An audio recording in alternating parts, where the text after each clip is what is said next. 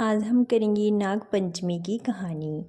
एक शाहूकार था, उसके 7 बेटे और 7 बहुएं थी। सातों बहुएं जोहड़ से मिट्टी लेने गई। वहाँ मिट्टी में से एक सांप निकला। सारी दौरानी जेठानी सांप को मारने लगी तो छोटी बहू ने सांप को मारने नहीं लिया। उसने सांप को धर्म का भाई बना लिया और सारी जेठानी बोली, कल इसकी छलनी लाने की बारी है। वहाँ पर सांप निकलेगा और इसे डस लेगा। जब वह दूसरे दिन छलनी लेने गई तो वहाँ पर सांप बैठा था। उसने जोर से फुंकार मारी। वह बोली, भाई जी राम राम। सांप बोला, तूने मेरे को भाई बोल दिया, नहीं तो मैं तेरे को खा जाता। वह बोली कि तुम तो मेरे धर्म के भाई हो और मैं तुम्हारी धर्म की बहन, इसीलिए तुम मेरे को कैसे खा जाते। जब वह घर आई तो उसे देखकर जेठानियाँ बोली कि इसे तो सांप देवता ने नहीं खाया और वहाँ से वापस आ गई। थोड़ी देर बाद सांप धर्म का भाई बनकर उसको लेने आ गया और बोला कि मेरी बहन को भेज दो। तब जेठानियाँ बोली कि हमारा तो पीहर भी है, तब भी कोई लेने नहीं आया, और इसका पीहर नहीं है तब भी इसका भाई लेने आ गया। बाद में उसको सिर धोकर मेहंदी लगाकर और सम्मान इकट्ठा करके भेज दिया। पीहर पहुंचकर सांप की माँ ने उसकी खातिर की। एक दिन उसकी पड़ोसन से लड़ाई हो गई और उसका धर्म भाई अपनी माँ से बोला कि अब बहन को ससुराल भेज दो। फिर उसे बहुत सारा धन देकर भेज दिया। तब वहाँ पर ताई चाची बोले कि बहू, तेरा भाई बहुत लाड़ चाव करता है और तेरे को 6 कोठे की ताली भी दे दी, परंतु 7वें कोठे की ताली नहीं दी। तब वह अपने मन में बोली कि भाई ने मुझे 7वें कोठे की चाबी क्यों नहीं दी।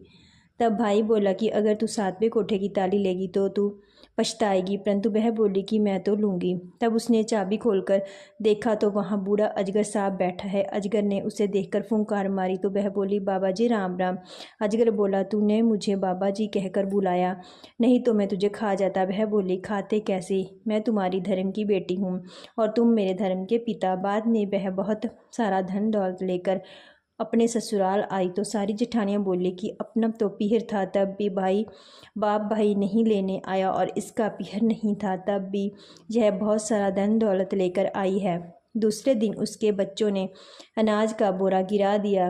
तब उसकी ताई बोली कि तेरा तो नाना मामा है, उसे सुनता होगा तो वह सोने चांदी की अनाज की बोरी मंगवा कर दे जाए, तुम हमारा अनाज नहीं गिराओ।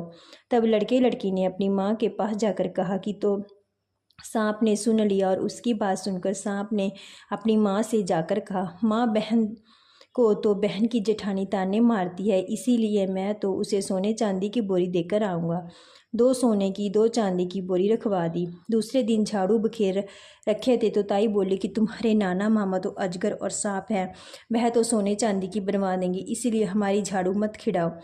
अब सांप अपनी माँ से फिर जाकर बोला कि बहन को तो ताने मार रही हैं, इसीलिए मैं तो सोने चांदी की झाड़ू देकर आऊँगा, और झाड़ू बनवा कर दे आया। तब यह देखकर जेठानी ने ताने मारने बंद कर दिए। तब जेठानी ने राजा से जाकर कहा कि हमारी देवरानी के पास तो 9 लक्खा हार है, वह उसके क्या अच्छा लगेगा, वह तो रानी के अच्छा लगेगा। उसने शाहूकार के बेटे की बहू को बुलाया और कहा कि वह हार तेरे अच्छा नहीं लगेगा, इसीलिए वह हार मेरी रानी को दे दे। उसने हार निकाल कर रानी को दे दिया और मन ही मन बोली, यह हार मेरे गले में रहे तो हार रही, और रानी के गले में नाग बन जाए, और हार देकर जाने लगी। रानी के गले में हार पहनते ही हार सांप बन गया और काटने लगा। तब रानी चिल्लाई कि शाहूकार के बेटी की बहू को बुलाओ, उसने मेरे ऊपर जादू टोना कर गई है। राजा बेटे की बहू को बुलाया और पूछा कि तू क्या जादू टोना करके गई है जो रानी के पहनते ही हार सांप बन गया। उसने कहा कि मेरे पीहर नहीं था तो मैंने सांप को भाई बनाया था, मुझे तो सांप देवता ने ही हार दिया था। राजा ने यह बात सुनकर हार वापस दे दिया और साथ में एक हार और दे दिया। यह देखकर देवरानी ठंड ने सोचा कि यह तो राजा रानी से भी नहीं डरी, और उसके पति को सिखा दिया। कहा कि यह धन कहाँ से लाती है। तो रात को उसके पति ने उसे मारा और पूछा कि तू धन कहाँ से लाई है।